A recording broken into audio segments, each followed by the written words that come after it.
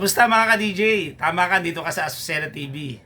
Dito may ulam, may biyahe, may seryosong pagsusuri sa boxing. Mag-subscribe ka na at pakiclick yung notification bell para maging updated ka sa mga vlogs ko pang magsusunod. Ang pag-uusapan natin sa episode na ito, walang iba kundi yung bagong super welterweight champion ng bare knuckle boxing. Walang iba kundi si Rolando D, ang anak ng dating super featherweight champion na si Rolando Navarrete. Pero bago natin pag-usapan niya, kilalanin natin muna sino ba to si Rolando Navarrete. Ayan. Actually, bago sumikat si Manny Pacquiao, meron munang Luisito Espinosa na dating champion na kung saan ito isa sa ating mga na nakaharap din na interview natin, no?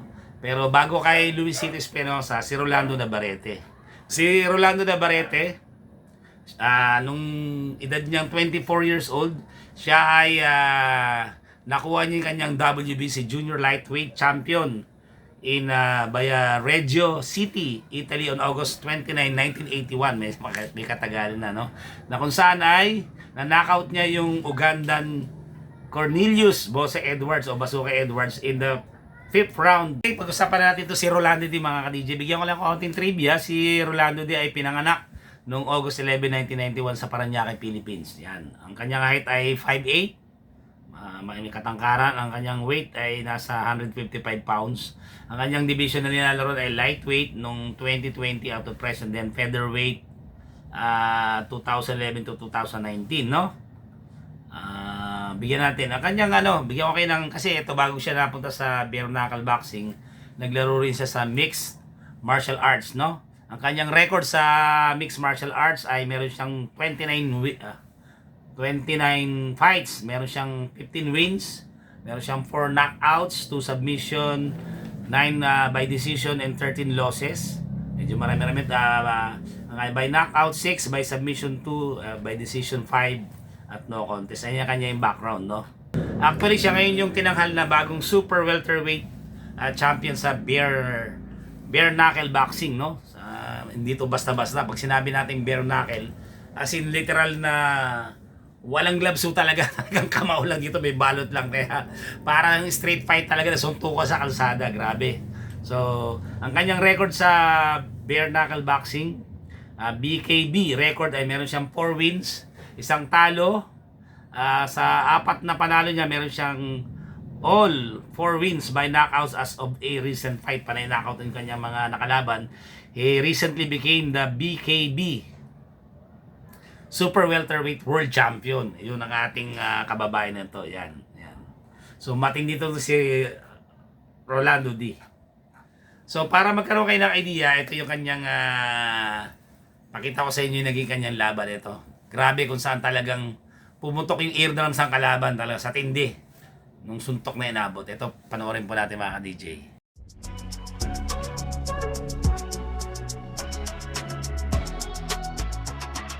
Mga ka-DJ, ito round 1, dito pala bugbugan agad, makikita nyo, no? Ganito ka-brutal itong sports na to, itong bare knuckle boxing. As in, walang sapin sa kamay, walang gloves, may balot lang, pero yung pinaka kamao, wala. Talagang basagan ng mukha, nakita nyo naman, no? Pag ikaw tinama ng masama talaga, may kalalagyan ka agad dito. Talagang napakadelikado nito mga ka-DJ, grabe, talagang patibayan, no? Talagang hindi rin nagpasindak itong ating kababayan na si Rolando D. Talagang matapang din, no? Buong loob, bigbigan talaga, no? Napakadelikado dito sa ulo. So ganyan ka-brutal itong sports na ito, mga ka-DJ. So tingnan nyo maigi kung ano mangyari dito sa kalaban ni Rolando D. Grabe.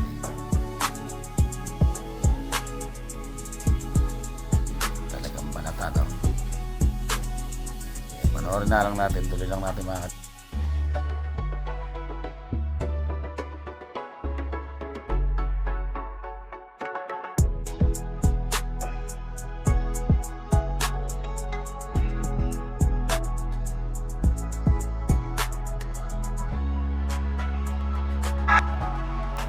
Yun, nakita niyo yung counter left hook.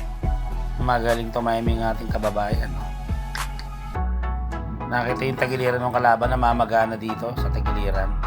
Kakasuntok ito, round 3 na po. Pumasok na po yung round 3 dito. Dito na natin makikita kung paano niya pinabagsak tong kalaban. Ganong kalakas tong si Rolando Di mga kababayan. Mga ka-DJ, tingnan niyo po. Ano, talagang suntok sa tagiliran. No? Matindi na yung damage dito sa tagiliran. Namumula na, namamagana eh. Oh, yun. Ay, tama nun, tenga. Okay, talagang bunuan. Basagan kung basagan, walang atrasan to mga ka-DJ.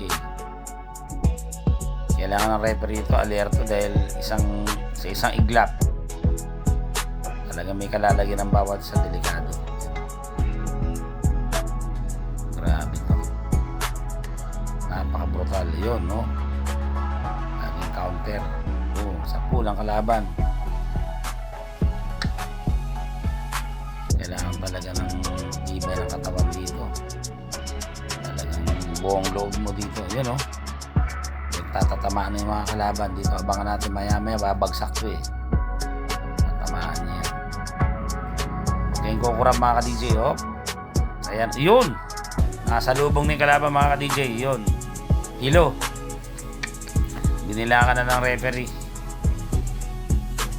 Tignan nyo mamaya magiging damage. Grabe. Nakakatakot talaga. Ayan na. Ayan, tumayo pa yun. Tinamaan na naman ang kanan, no? Straight. Nakto.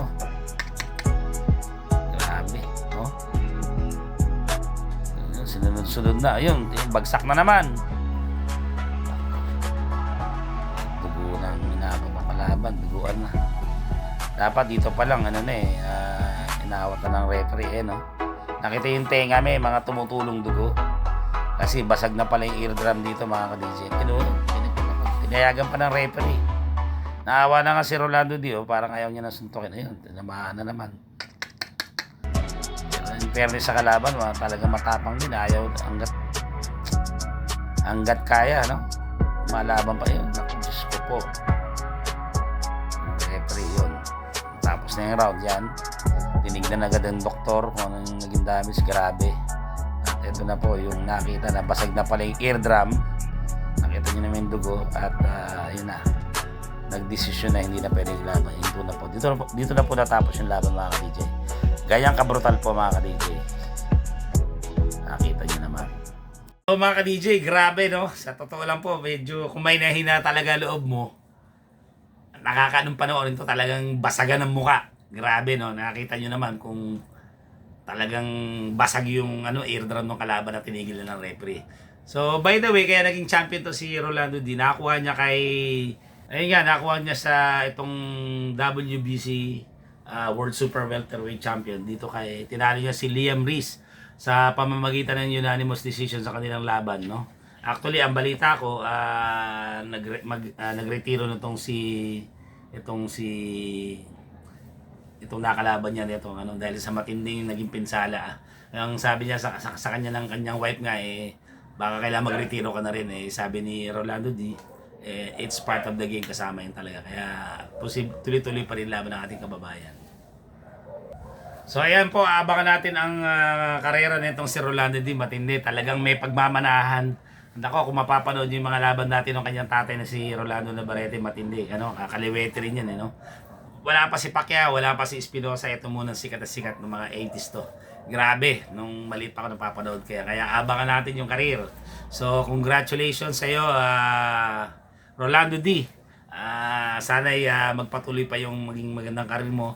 At sana pag patuloy na nanalo ka, matuto ka maging magpuntar, maging masinop, kasi marami sa ating mga nagiging world champion sa huli, bandang huli, naging wala rin, nung naging rin ang buhay, naging miserable rin, no? Isa lang si Manny Pacquiao ang talagang umasenso ng grabe. Sana maging lesson sa iyo na pag marami kang makuhang panalo at siyempre may mga nakuha mo mga premyo, maging masinop ka at matuto ka magpundar at dahil hindi naman panghabang buhay ang ang mga boxing, mga mixed martial arts. So siguro kahit paano, sana nagustuhan niyo po yung itong binahagi ko sa iyo, itong vlog na to sa tungkol kay Rolando. At abangan nyo po, yan. At susunod natin, abangan nyo po yung ipipicture natin yung anak ni Manny Pacquiao na si Jimwell Pacquiao at si Eman Bacosa po, yan. So, hanggang dito na lang siguro. Pero by the way, bago ko tapusin, shoutout natin yung dati natin mga kasamahan sa REFC. Nakita-kita kami dyan sa Christmas party dito sa Rizalay, Division Christmas party dito sa Rizalay. Yan, shoutout sa aking mga dating mga kasamahan sa REFC. Siyempre, hindi natin makakalimutan yan. Hindi na mawawalan. Laging, I'm always grateful and blessed because I became a part of REFC at andito kayo sa aking puso. Hindi nyo lang alam yan. So, maraming salamat sa iyo. At sana magkita pa tayo sa mga susunod na mga okasyon. At sa mga sumusuporta kay DJ Master sa 5,700 plus, maraming salamat at patuloy maasa tayo. Hopefully na mas lalong lumaki pa yung ating pamilya. At abangan nyo yung mga magiging parapol ni DJ Master etong bago dumating ang Christmas o after siguro. Basta i-announce ko na lang po. So, bago tayo magtapos, i-share ko lang sa Philippians 4:13, sinasabi nga, I can do impossible things through Christ who strengthen me. Walang imposible. Magagawa natin lahat ng bagay sa tulong ng ating Panginoong Jesus. So, hanggang sa muli, ito po si DJ Masa nagsasabing, laban lang! God bless you all. See you on my next vlog. Bye!